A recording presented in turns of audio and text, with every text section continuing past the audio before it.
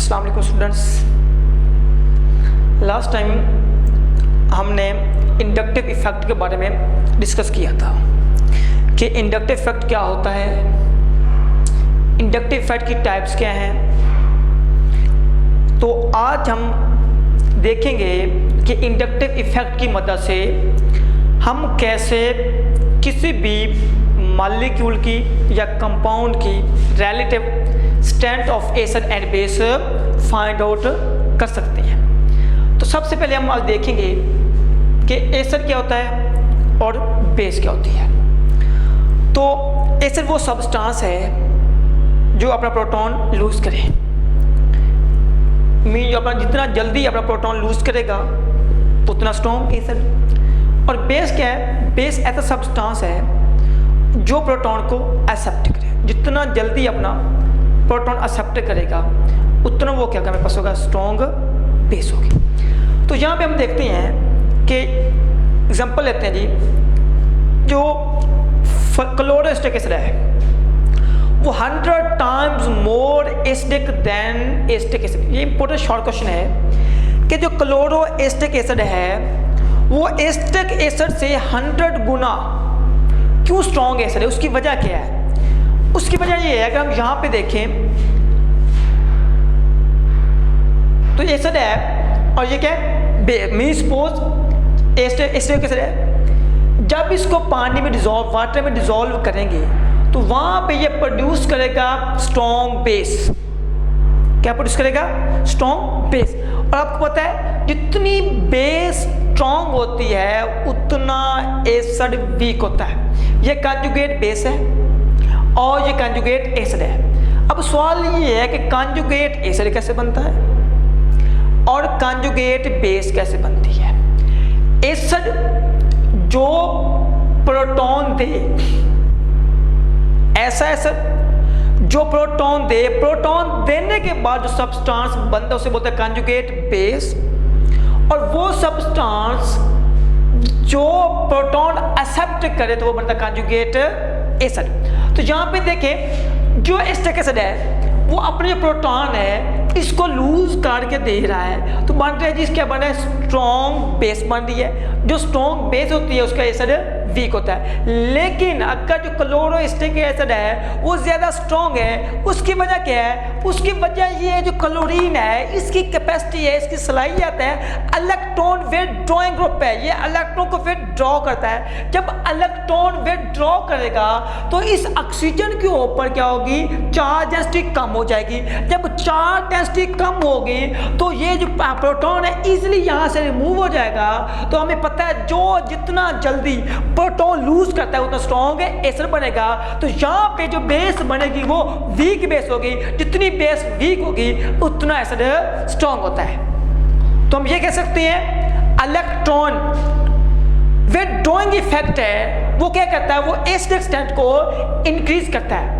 अगर हम यहाँ पे इसके बाद एग्जांपल देखें जी, मिसाल के तौर पे फ्लोरोएसिटिक एसिड और क्लोरोएसिटिक एसिड, इसमें कौन से ज़्यादा स्ट्रॉन्ग एसिड है? तो जो फ्लोरीन है, फ्लोरोएसिटिक एसिड, ये क्या है, क्लोरोएसिटिक एसिड से ज़्यादा स्ट्रॉन्ग एसिड है, 10 टाइम ज़्यादा स्ट्रॉन्ग एसिड है। उसकी वजह क्या है? उसकी वजह ये है कि जो फ्लोरीन है वो क्लोरीन की निस्बत ज़्यादा इलेक्ट्रोनेगेटिव एटम है, तो ये उसकी इलेक्ट्रोनेगेटिविटी ज़्यादा है। तो ये ज़्यादा तेज़ी के साथ, ज़्यादा आसानी के साथ इस ऑक्सीजन से क्या करेगा, इलेक्ट्रॉन का पैर तक खींचेगा। जब खींचेगा तो यहाँ से प्रोटॉन निकलना और भी आसान हो जाएगा। तो जितना जल्दी वह प्रोटॉन लूज करेगा उतना उसकी स्ट्रेंथ ज़्यादा होगी। तो जितना में हम ये कह सकते हैं कि जितनी इलेक्ट्रॉन विथड्रॉइंग ज़्यादा होगी, जितना इलेक्ट्रोनेगेटिव एटम ज़्यादा होगा उतना वो तेज़ी से इलेक्ट्रॉन को फिर अपनी तरफ खींचेगा। तो वहाँ से जो हाइड्रोजन है वो क्या बन जाएगा, वहाँ से वीक हो, उसका बॉन्ड वीक हो जाएगा। जब वहाँ से बॉन्ड उसका वीक हो जाएगा तो वो इसी आसानी के साथ प्रोटॉन लूज हो जाएगा। जब प्रोटॉन आसानी से लूज जाएगा वो क्या बनेगा, स्ट्रॉन्ग एसिड बन जाएगा। और वहाँ पे जो एसिड बेस होगी वो वीक बेस होती है। यहाँ से दो क्वेश्चन पड़े हैं। जो क्लोरोएसिटिक एसिड है वो मेरे पास क्या होता है, स्ट्रॉन्ग एसिड है as compare to acetic acid, क्योंकि क्लोरीन क्या है, विथड्रॉइंग ग्रुप है, उसकी इलेक्ट्रोफिलिक खींचने की सलाहियत ज़्यादा है। अगर हम यहाँ पे अगर सपोज एक एग्जांपल दे दूँ, आपको ये भी पता है कि जो एस्टर है वो वीक क्यों है। उसकी वजह ये है, ये जो मिथाइल ग्रुप है, हमने लास्ट लेक्चर में पढ़ा था कि जितने भी अल्काइल ग्रुप होते हैं वो इलेक्ट्रॉन रिलीजिंग ग्रुप होते हैं। तो ये क्या करेगा, इलेक्ट्रॉन को क्या करेगा, यहाँ पे इलेक्ट्रॉन को यहाँ पे प्रोटॉन को शिफ्ट करेगा। तो यहाँ पे इसकी यहाँ पे चार्ज डेंसिटी कम हो जाएगी और यहाँ पे चार्ज डेंसिटी ज़्यादा, तो यहाँ से प्रोटॉन निकालना मुश्किल होगा, इसलिए कि जल्दी प्रोटॉन लूज नहीं करेगा, इसलिए क्या होगा, ये वीक एसिड है। तो फ्लोरीन सबसे ज़्यादा, फ्लोरेस्टिक एसिड क्लोरो उससे कम और एस्टिक एसिड उससे कम। क्यों, जितनी इलेक्ट्रॉन एक्टिविटी ज़्यादा उतना आपका जितना इलेक्ट्रॉन वेट इफेक्ट ज़्यादा होगा, जितनी इलेक्ट्रॉन एक्टिविटी ज़्यादा होगी उतने आपके पास होगी एसिड ज़्यादा होगा। अगर हम यहाँ पे चेक करते हैं बेस क्या होती है, बेस ऐसी है जो अपना जो प्रोटॉन जितना जल्दी जो प्रोटॉन एक्सेप्ट करे, तो जितना जल्दी अपना प्रोटॉन एक्सेप्ट करेगी उतनी स्ट्रॉन्ग बेस होगी। लेकिन यहाँ पे हम डिस्कस करते हैं बेसिसिटी ऑफ अमाइंस।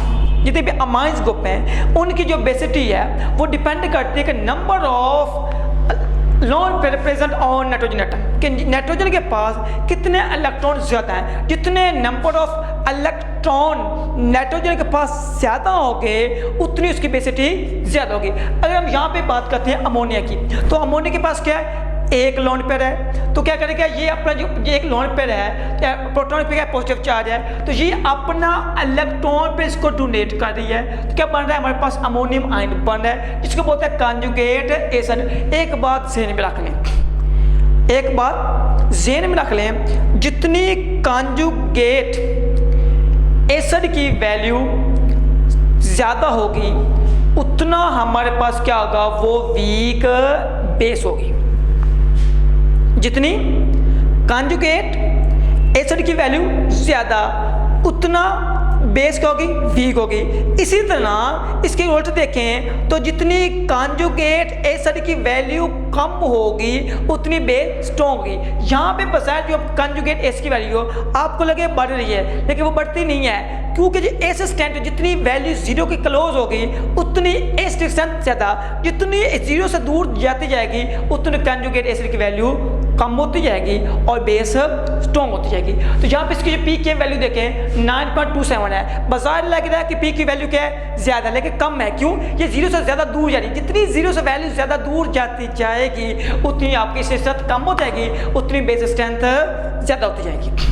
अगर हम यहाँ पे देखें जो मेरे पास ये था, ये अमोनिया, अगर प्राइमरी अमोनिया की बात करें, अमाइन की बात करें, जो प्राइमरी अमाइन है वो अमोनिया से ज़्यादा बेसिक है। उसकी वजह क्या है, उसकी वजह ये, एक तो वजह ये है कि नाइट्रोजन के ऊपर क्या है, एक लोन पेयर प्रेजेंट है, इसके पास एक लोन पेयर था, इसके पास भी क्या एक लोन पेयर है। लेकिन यहाँ पे अक्सर एज क्या है, आपको मैं लास्ट अभी बता के जा चुका हूँ कि जितने भी अल्काइल ग्रुप होते हैं वो इलेक्ट्रॉन रिलीजिंग ग्रुप होते हैं, इलेक्ट्रॉन देने वाले। जब ये इलेक्ट्रॉन देगा अमोनिया को तो यहाँ पे इलेक्ट्रॉन डेंसिटी बढ़ जाएगी, यहाँ पे इलेक्ट्रॉन डेंसिटी बढ़ जाएगी, नंबर ऑफ इलेक्ट्रॉन बढ़ जाएंगे। जितने आपको पता इलेक्ट्रॉन पर क्या होता है, नेगेटिव चार्ज, जितने नंबर ऑफ इलेक्ट्रॉन बढ़ेंगे उतना तेजी के साथ, उतना ज़्यादा फास्ट के साथ वो प्रोटॉन पे अटैक करेगा और वह उसके साथ क्या बना लेगा।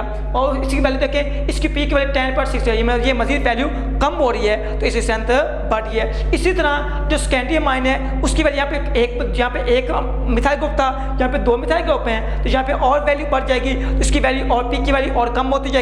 कॉन्जुगेट एसिड की जितनी वैल्यू कम होती जाएगी उतने बेस स्ट्रॉन्ग होते जाएगा। लेकिन होना तो ये चाहिए था कि हमारे पास जिस तरह अमोनिया से प्राइमरी अमाइन, स्कैंडियम आयन, टर्शियम आयन की वैल्यू उससे भी ज़्यादा होनी चाहिए थी, लेकिन टर्शियम आयन की वैल्यू है अमोनिया से तो ज़्यादा है, लेकिन प्राइमरी और जो सेकेंडरी है उससे कम है। उसकी वजह क्या है, उसकी वजह ये है कि जो हमारे पास जो टर्शियम आयन है उसके पास 3 मिथाइल ग्रुप, क्या है, 3 मिथाइल ग्रुप। जब उसके पास 3 मिथाइल ग्रुप हैं, उस 3 मिथाइल ग्रुप ने तीनों साइडों से उस नाइट्रोजन को घेरा होता है और उसकी जो लोन पे प्रेजेंट होता है वो इजीली आसानी के साथ प्रोटॉन पर अटैक करने नहीं देते। जब प्रोटॉन जितना जल्दी अपना प्रोटॉन डोनेट नहीं करेगा वो बेसिक अच्छा नहीं होगा। तो यहाँ पे स्टेरिक इफेक्ट की वजह से क्या होता है, ये आसानी के साथ प्रोटॉन पर अटैक नहीं करता, जिसकी वजह से इसकी पी की वैल्यू ज़्यादा हो जाती है और बेस कम होती है। तो एज कंपेयर टू अमोनिया ये स्ट्रॉन्ग एसिड है, स्ट्रॉन्ग बेस है, लेकिन अगर प्राइमरी और सेकेंडरी आयंस की बात करें तो उनके कंपेयर ये हमारे पास कहते हैं ये वीक बेस है। अगर इसको हमने चेक करना हो तो हम इसको चेक कर सकते हैं बाय सॉल्वेशन मेथड।